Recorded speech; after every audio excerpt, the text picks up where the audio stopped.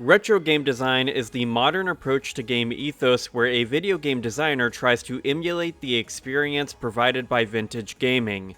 You're watching Rayl Deal Games, and I've loved my time playing through the Mega Man franchise. Today, I'm finishing that review series with my analysis of Mega Man 11, the last mainline game to release as of the making of this video. Mega Man 11 continues off of Mega Man 9 and 10's approach to retro game design by modernizing, that is, making the game graphically closer to the standards of modern gaming circa 2018, Mega Man design. But because of the fact that Mega Man is a franchise from the 80s, this sometimes creates a clashing conflux of retro and modern game design ideals. Just like a rainbow coming out of the conclusion of when a conflagration and tsunami meet, Mega Man 11 is a beautifully designed game that manages to accomplish what few other gaming franchises from the 20th century have ever done: stay relevant in the constantly changing landscape of game design and development. As with most of my Mega Man videos, my friends John and Ryan will be dropping in with their live reactions to some of Mega Man 11's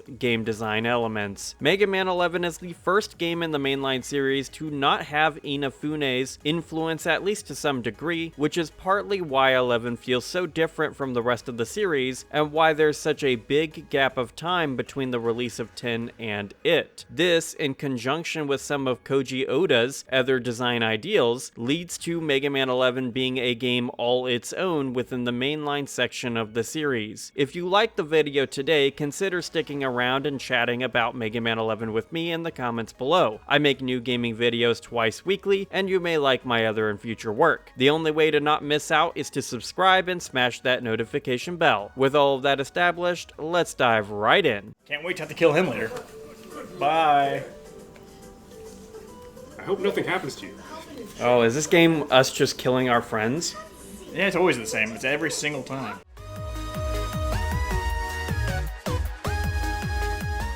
Tundra Man's level definitely feels like a great one to start out this game with. The best element of Tundra Man's stage is how it pairs slippery, smooth ice with wind. Both of these design elements have shown up in previous mainline Mega Man games, most notably in Toad Man's, Tornado Man's, and most ice levels throughout the series. Putting both together during the same platforming sections is a first for the franchise. Mega Man 9's Tornado Man has both mechanics in his level, but they are separated, and in this way, Mega Man 11 pushes both mechanics further by implementing both in tandem. It's something that wouldn't work in any other Mega Man game, save for perhaps within the X series. The reason it works in Mega Man 11 is because of the double gear system, specifically the slowdown part. Essentially, the double gear system allows the player to either overclock their equipped weapon, like the enhanced Mega Buster bursts in the X series, or slow the game to a crawl, making platforming easier. On its surface, this slowdown mechanic only allows the player to more easily respond to sudden stimuli, but it can be enhanced with a purchasable upgrade to allow the player to move at normal speed while the rest of the game is still moving at a snail's pace. No comment from Ryan. He's not defending his future self. His future self might be gay. Blast him! I didn't realize you were that low. That was perfect. Oh my god. No! You guys burned 120 credits to force me to get through the first checkpoint!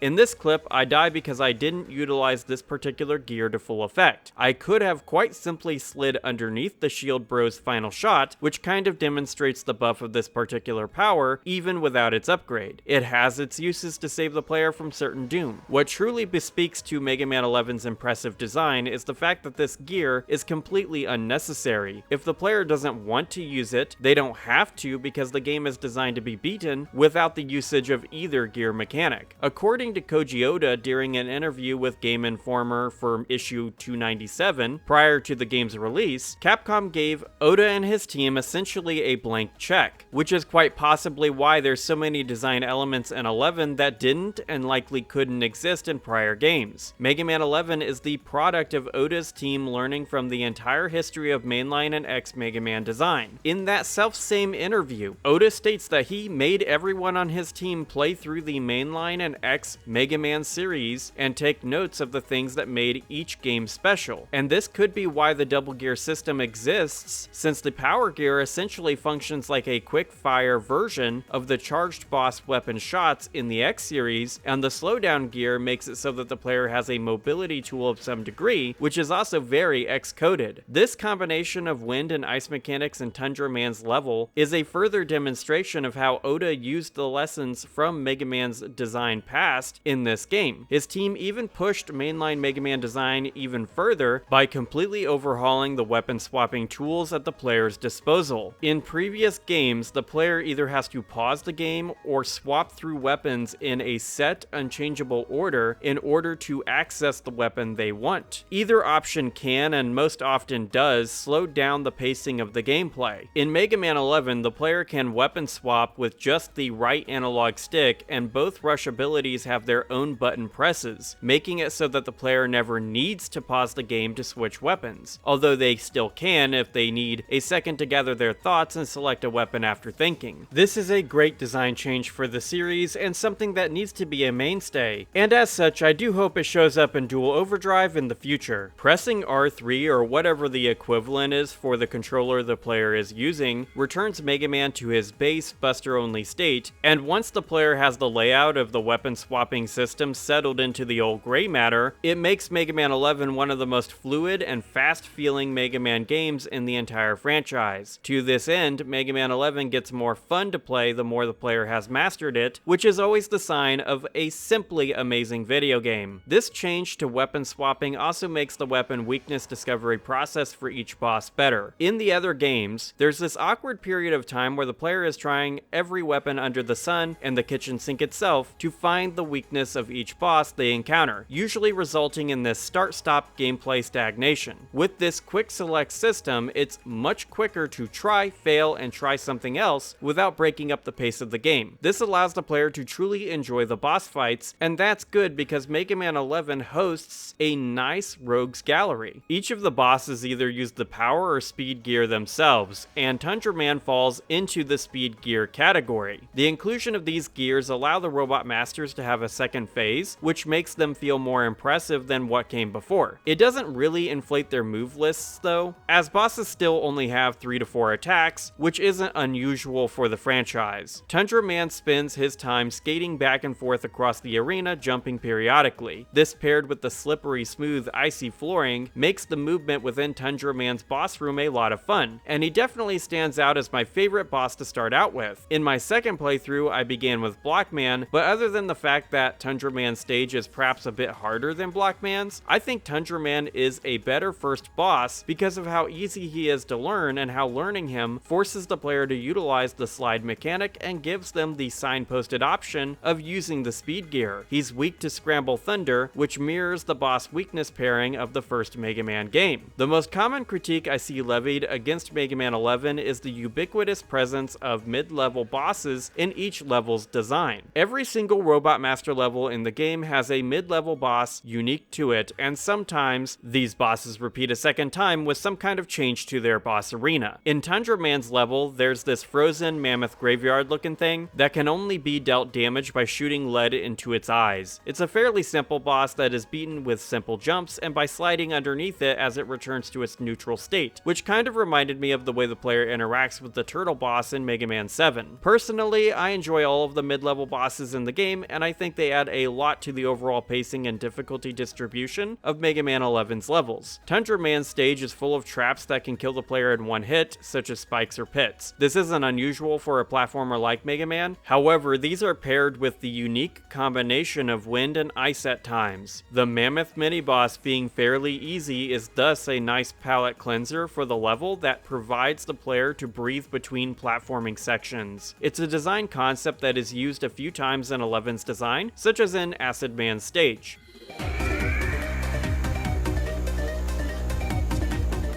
There's a Japanese idiom, Nanakorobi Yaoki, which essentially means to fall 7 times, stand up 8. It's a mantra of perseverance in the face of futility, defining how a person should learn from their failures and harness that knowledge to overcome challenges, which is kind of, metaphorically speaking, related to the Mega Man series itself, with how 9 through 11 managed to make the Mega Man series stand up after the consistent failures of the Mega Man 8 through Mega Man X8 period of the franchise. Within Mega Man 11, this idiom embodies certain elements of the stage, namely the part where the player has to make this tight jump on a revolving platform between a ceiling and floor of spikes, all while being affected by the constant pushback from the flowing liquid the player is submerged in. It's a tough jump to get the hang of, and my friends and I died a few times before we managed to progress. And on my second playthrough, I died a few more additional times. Right after this, there's another fairly tricky and precarious platforming section full to the brim with revolving platforms, patrolling enemies, and spikes. This area looks harder than it actually is, and as such, I've never actually died here, not even on my first playthrough. The rule of 3 comes into play in this part of Acid Man's level design, with how this second section is followed up by a third part where the player has to perfectly jump and use gravity to their advantage to ensure they make it through the tight, elevated,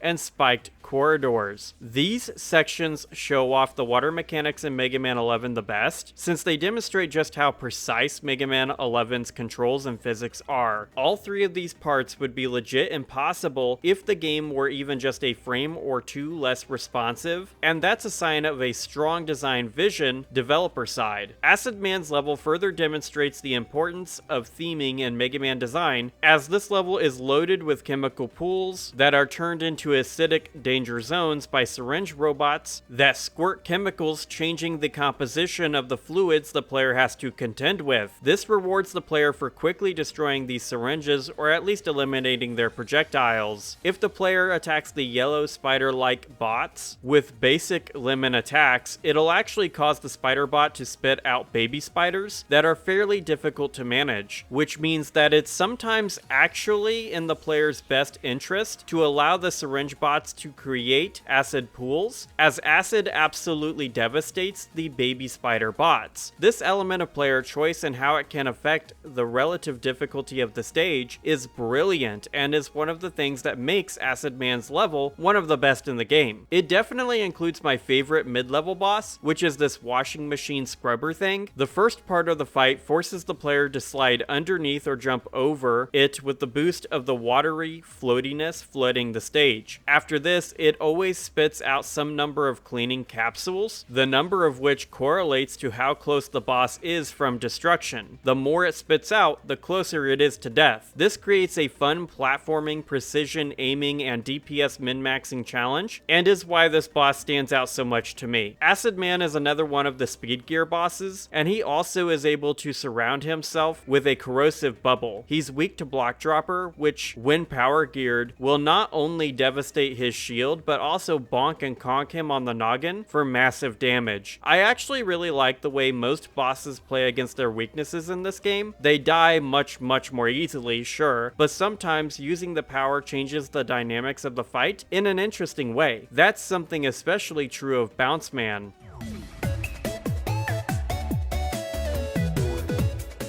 Bounce Man is the modern vision of Spring Man from Mega Man 7, and the key mechanic in the stage is the way the bouncy balls lining all of the walls impact the player's platforming. This is an odd mobility mix-up to get used to. Unlike most other platformers, the bouncing mechanic in this particular stage doesn't necessitate that the player press the jump button at the right time to gain the added height to their ascent. Instead, the Mega Man 11 team made it so that the player just needs to hold the jump button to gain the added bouncing bonus. Considering the fact that Oda made his team play all of the games during development, this design decision makes a lot of sense and demonstrates the combination of vintage and modern game design philosophies. Spring Man's stage is one of the best in Mega Man 7, but its biggest issues are that it's too short and it doesn't add enough complexity to the spring mechanic that is the main gimmick of that level. Bounce Man pushes the level design ethos of Spring Man's stage further, which is something I personally like. like, but I could definitely see how other players wouldn't or won't. During our first co-op playthrough, Ryan was first up, which is kind of IRL irony, since he's the genuine king of the bouncy castle.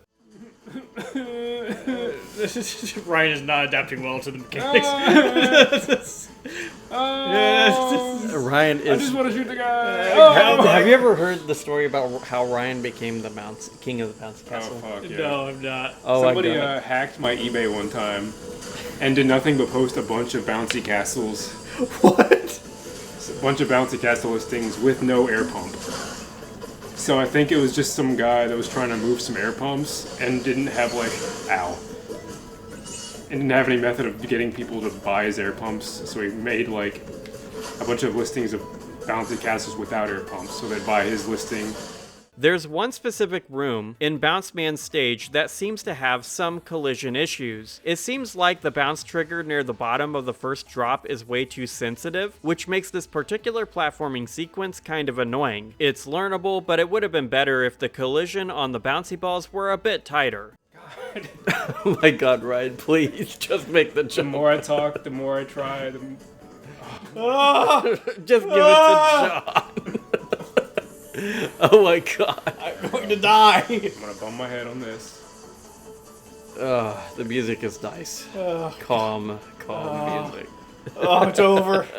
Bounce Man's mid-level boss is an inflatable hippity-hoppity-froggity boy, which is incredibly cute and fun to fight. Essentially, the player has to pop the elastic animal to expose the man within, and the fight continues in perpetuity until that man is dead. Speed gear comboed with button mashing kills him almost instantly, but this tactic doesn't work on the second iteration of the fight because the designers lined the floor with bouncy balls, meaning there's no stable footing for the player to have. This is an area where I can see why the number of mid-level bosses is annoying for some players, because it can be disappointing to think you're at the end of the stage just to realize it's another mini-boss behind the second boss door you've found. Personally, I don't mind this because I think the inclusion of the bouncing physics changes the dynamics of the fight enough to warrant its existence. The frog inflatable gets popped instantly by pile driver, but doing this isn't something I would necessarily recommend since the pile driver power is also Bounce Man's weakness. This means that the player either needs to burn weapon tanks to ensure they can use the power twice, choose which boss to prioritize with the power, or just play the game buster only. Any of these three options are good because Bounce Man as a boss is fun to fight both with his weapon weakness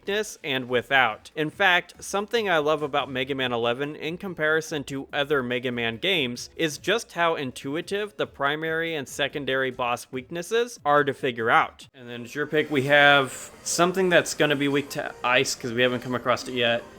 I'm going to guess something that's weak to acid because I don't think acid's probably good against that Tundra guy because I don't see how the shield works against his mechanics. Acid's good, I guess. I think acid's probably good against concrete. The acid rain, you mean? Yeah. Like Block Man. Yeah. I'm gonna guess. I think Impact Man's good against Block Man. I think Impact Man is probably gonna pop the bubble. Impact Man, it's literally gonna be a piece of machinery meant for smashing stone. I think it's for popping the bubble, honestly. Are you fucking me? No, I think it's for popping the balloon. Maybe Blast Man's good against Block Man?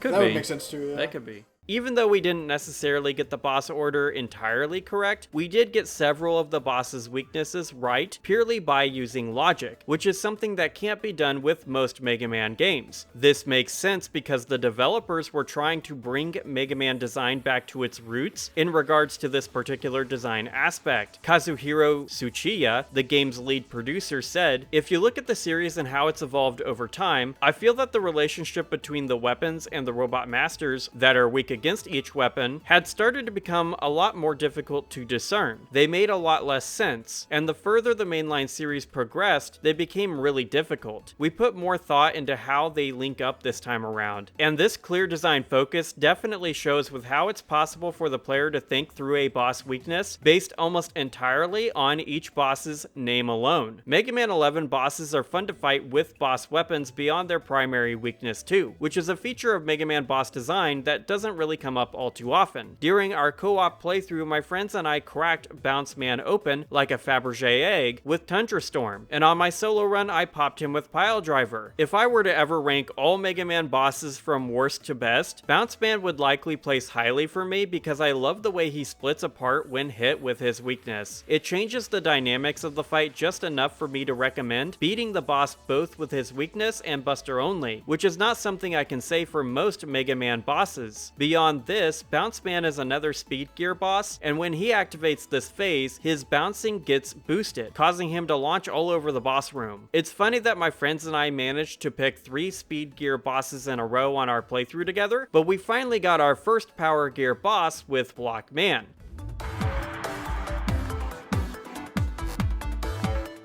It's quite possible that Blockman is the boss the designers intend players tackle first. His stage gradually becomes more complex as they progress, but this ramping up is slower than the complexity creep present in other levels. The auto-scrolling part is pretty lack in comparison to the ones in Torchman's level, which is part of what makes me believe this. Blockman's stage is just loaded with design ideals that'll come up again in other levels, and as such, it seems like it's designed to teach the player how to interact with all of the level design concepts they'll encounter over the course of the game. Personally, I enjoy Tundra Man's level better as a first choice, but I can see what the designers are going for with Block Man's level's design. My favorite part is this one room where the player has to contend with falling concrete blocks and conveyor belts. It's not a new idea for a platforming level, but it's always a welcome one. Just like with Bounce Man's stage, Block Man's level has a mini-boss that shows up twice, with the second appearance adding a mobility constraint that increases the mechanical complexity of the boss. I like this boss a bit better than the mini-boss on Tundra Man's stage, but it is a step down from the ones on Acid Man's and Bounce Man's levels. Block Man's boss design is the most complex of the ones we've come across so far. He has 3 phases, with the first being the most simple. He essentially just runs back and forth, jumping periodically and shooting his block dropper weapon from time to time. About halfway through his health bar, the second phase is triggered, and in it, Blockman activates his power gear and grows up big and strong. Striking his red jeweled chest cracks his concrete suit open, and in his desperation, he starts flailing and flinging a constant stream of curt concrete. Fully charged Mega Buster blasts tear through these and massacre him. He's weak to Chain Blast, which is a bit ironic because this weapon is actually pretty terrible against Blockman in his final form. It does so much damage in the first 2 phases though, that this small drawback isn't much of one and is just another example of how the Mega Man 11 developers clearly tried to craft robot masters that don't just always fold to their weakness. It's a design idea that I personally really like and wish more games in the franchise managed to do with as much success as 11 does from time to time.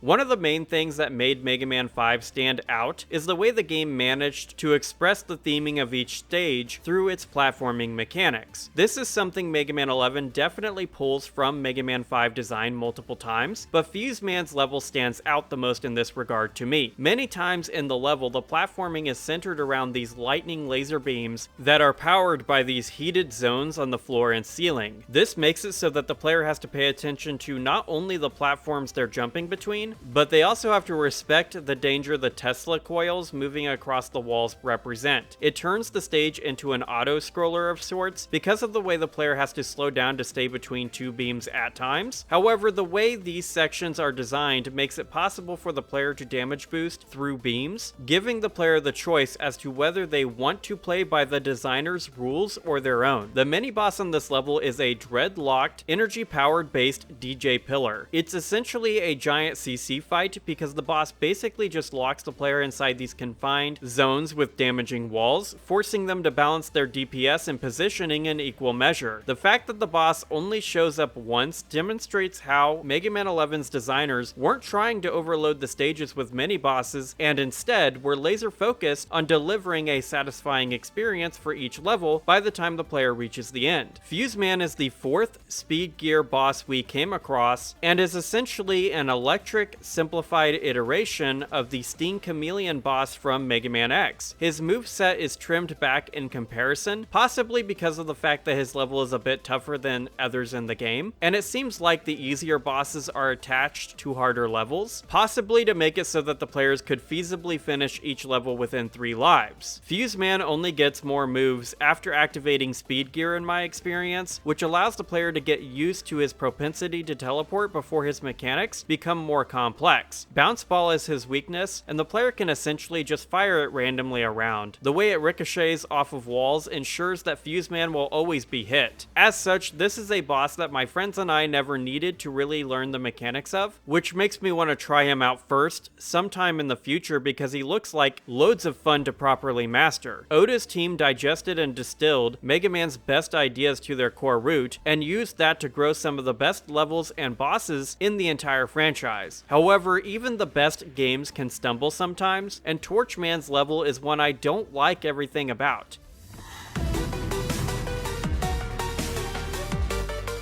Torch Man's Camp Lazlo looking level is my least favorite of the Robot Master stages. The level is not bad, and the way it approaches insta-death mechanics is better than loads of other titles in the franchise. I much prefer Torch Man's auto-scrolling fire and brimstone sections to the death beams in Mega Man's 2, 7, and X5. So, this being my least favorite in Mega Man 11 still puts it above most others in the franchise. It's just that when thinking about which stages I'd love to replay over and over again, this one places at the bottom. The clipping quibble I have with Bounce Man stage in that one room with the E-Tank is present in this level too, and it feels pretty cheap to be running from a flood of flame just to bonk Mega Man's head on a platform within a simple jumping matrix. If this part were just a pixel or 2 higher, I would have died 3 to 4 times less than I did on this stage in both playthroughs. Something Torch Man's stage does that I love is how it brings back the enemy emanating light mechanic from Bright Man's level in Mega Man 4. It's a fairly underutilized mechanic in the franchise, and personally, I would have liked this level so much more if Oda and his team focused on this mechanic instead of the insta-kill auto-scrolling bits. Pairing a player-chosen Blackout with a second iteration of the mini-boss could have been so cool. The mini-boss itself is pretty basic and functions much more like a traditional boss in ways that the other mini-bosses in this game don't. Considering the fact that its fire can become extinguished as a result of the player hitting it, it could have been cool to pair this boss with a fire pit or something of that nature that is only visible when the boss is alight, making it so that the player has to choose between a slow and steady approach, keeping the boss afire by not damaging him too quickly, or burning hard and fast, making it so that the player has to fight in complete darkness for a time. It's an unrealized level of complexity with the torchlight mechanic present in the level, and this is atypical for Mega Man 11 design since the developers clearly pushed each other level's unique mechanic as far as they could go. Torch Man seems like a reiteration of X8's Burn Rooster. Torch Man isn't nearly as complex, but I don't view that as a bad thing. I wasn't a big fan of X8 though, so that could just be a me thing. He's a power gear boss, but because of the fact that on both of my playthroughs I just devastated him with Tundra Storm, I never needed to learn his mechanics to any level of depth. Even though there are certainly bosses that are incredibly fun to play against with their weapon weaknesses such as Bounce Man, the archetype of boss that just folds to their weakness still persists in Mega Man 11. Torch Man is definitely in this camp, but he's not nearly as bad in that department as Blast Man.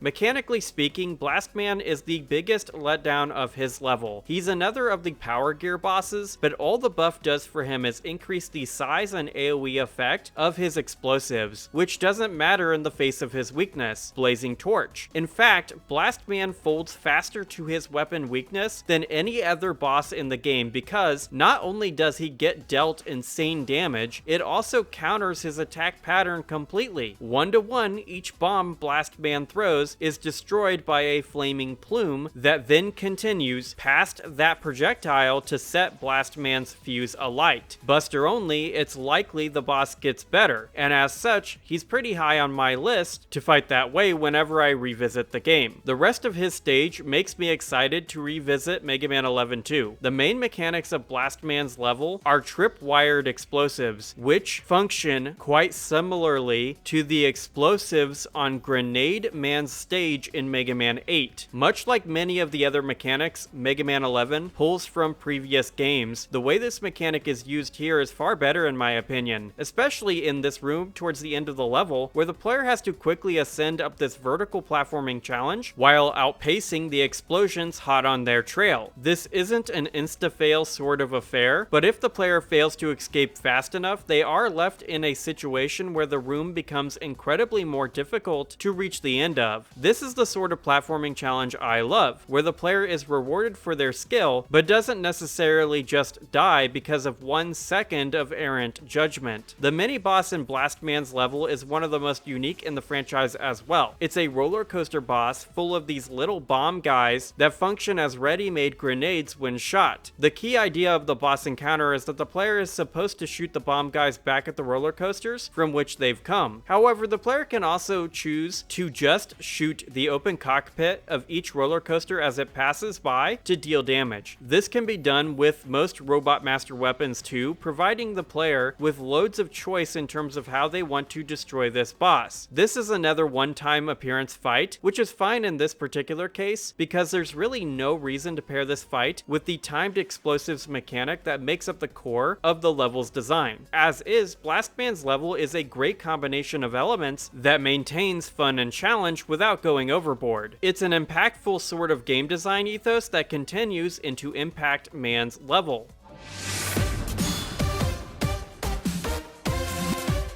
Impact Man's level is quite possibly the hardest in the game and is also the most fun to master. Mastering this stage forces the player to deal with a combination of moving platforms and missiles, which is the most fun platforming challenge in the whole game and is reused in the Wily stages as a result. Juggling the projectiles of the enemies and the movement of the platforms is incredibly fun and reminds me a lot of what I love most about the hardest stages in Crash Bandicoot and Contra games. It's the type of level design that prompts a flow state that only the best platforming challenges can do. These high intensity sections of the level are balanced out with these much lighter parts where the player has to dodge pile drivers that come out of the walls in random abandon. These parts require the player to jump and slide at the appropriate times, which makes this stage's mechanics encompass the full range of Mega Man's movement in a way that many other levels in the game just don't. The mini-boss takes advantage of the fact that Mega Man 11 is 2.5D to greater effect than any other in the whole game too, since the windup for his attack appears in the background before reaching the foreground, which gives the player a visual cue outside of the playable space, which is a super fun detail. He's incredibly weak to Block Dropper, which is funny because it reminds me of the way Snake Man's boss weapon is so good against Wily in Mega Man 3. After all, why would you ever want or need to deal with the boss's armor when you can just drop something on their head? Put in their place, I'm not sure which I'd rather have dropped on my head more, a Cinder Block or a King Cobra. In terms of boss design, Impact Man is the most complex of the Power Gear bosses. In his base form, he uses his boss weapon to charge across the screen in an attempt to pin the player against the wall. When he activates his Power Gear, he becomes a massive triple-spoked jackhammer that leaves explosive spikes on the ground. Because of the way acid corrodes metal, Impact Man is weak to Acid Barrier, which protects Mega Man from errant projectiles, while also shooting at an angle that makes hitting the boss pretty easy. In this way, Impact Man is pretty fun to fight with his weakness or buster only, which is always the sign of solid boss design. After blunting Impact Man, the final part of each mainline Mega Man game awaits, the Wily Castle.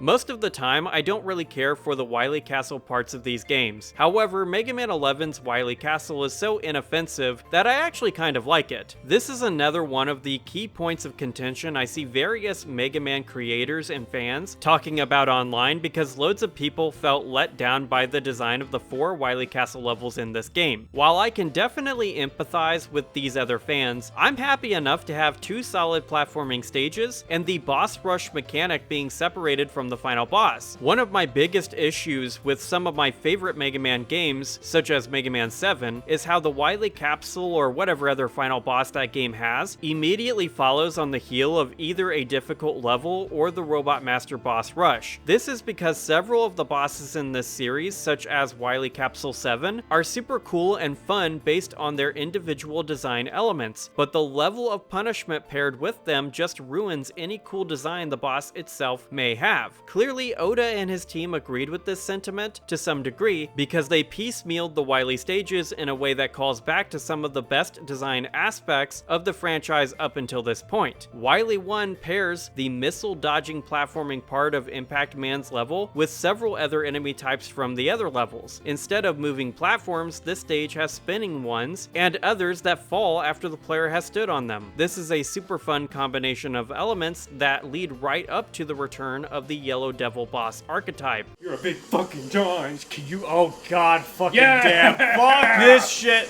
Oh my God. this Actually, now. you know what? Actually, maybe might actually be able to bear this guy. As John says here, the way the Yellow Devil functions in this game is incredibly manageable and fun to learn, which is not my perspective regarding most of the other times this boss archetype shows up in various Mega Man games. Sometimes Yellow Devil can be a fun boss, such as in Mega Man 3 or the Green Devil iteration in 8, but most of the time, such as in the first game, its Black Devil iteration in X5, or its Block Devil version in 9, the Devil boss type is one of the worst in the whole series. Mega Man 11's iteration is in the running for becoming my favorite of the Devil bosses though, because of the way it functions with the double gear mechanic of the game. It's a fun boss and a great ending to what is maybe the best individual level in the whole game. Wily 2 is primarily centered on mechanics pulled from Blast Man's and Torch Man's levels, and while I didn't necessarily like some of the things present in Torch Man's stage, the way the two design ideals mesh is pretty cool. Auto-scrolling bits in Mega Man games are typically some of my least favorite, but I actually find myself enjoying the general design of Wily 2. This level gets even better with the inclusion of its boss, which is weak to Bounce Ball. The type of boss that is only weak when they're opened up like a cracked clam is super fun, and I do like how this one forces the player to attack them to reveal their juicy innards within. These two levels are a solid challenge. They don't feel unfair like many of the Wily stages from previous games, but they also push the mechanics of Mega Man 11 further. I do wish that some of the unique aspects of other levels, such as Tundra Man's ice and wind combo, were used more, so in that sense I can understand some trepidation in regards to these levels, but the lack of bad design makes up for this in my mind. I definitely enjoy this over what Mega Man 3 does with its Doc Robot levels, which are full of cool platforming challenges that are absolutely ruined by the Mega Man 2 bosses in the middle and at the end of each level. Wily 3 is the boss rush level, and that's pretty much the totality of it. The bosses in this game are so fun that this is a nice and expected inclusion, but there's not much more to say beyond that. Wily 4 is the final boss level, and while there is a brief platforming part before the boss, it's so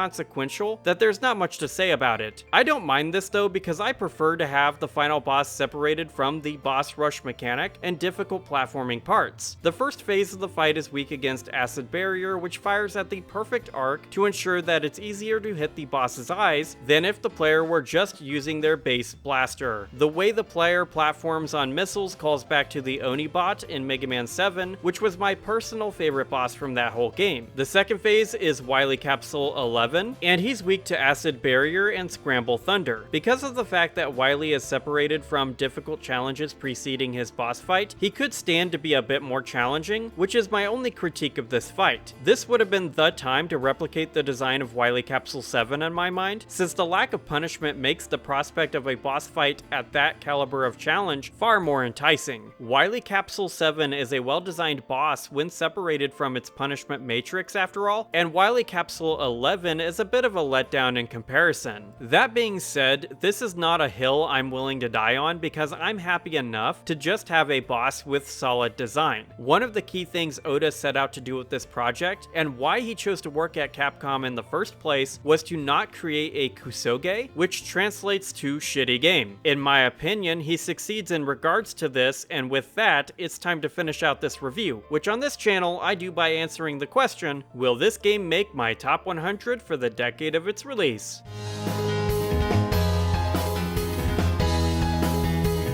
Mega Man 11 is going to make my top 100 list for the 2010s, replacing The Last of Us. It'll be entering the list in the blue category, which means it will be in the first round of cuts whenever I play another game worthy of making the list. Mega Man, as a franchise, needs a passionate director like Oda to become the flagship series it used to be. It's something that I honestly hope happens with Dual Overdrive, because it truly is one of the greatest gaming has to offer. I honestly prefer him as the steward of the series over Inafune, and I wish he'd get another chance to tackle the series. The way he created an experience that comes from the clash of modern and retro game design ideals is incredible, as it's something most other developers never get right. But now, I'd like to throw it back to all of you. What do you think of Mega Man 11? Let's talk about this game's design in the comments below, and while you're down there, consider smashing that like button, subscribing, and ringing the notification bell. Hyping up this video would be greatly appreciated. I make new gaming videos twice weekly, and you may like my other and future work. This year, I have plans to share my thoughts on the Fatal Frame, Street Fighter, Super Mario Galaxy, Tomb Raider, Mortal Kombat, and Grand Theft Auto franchises. And if any of that sounds interesting to you, stick around. Regardless of what you choose to do, thank you for keeping it real with Rayl Deal Games. Have a great day, dudes.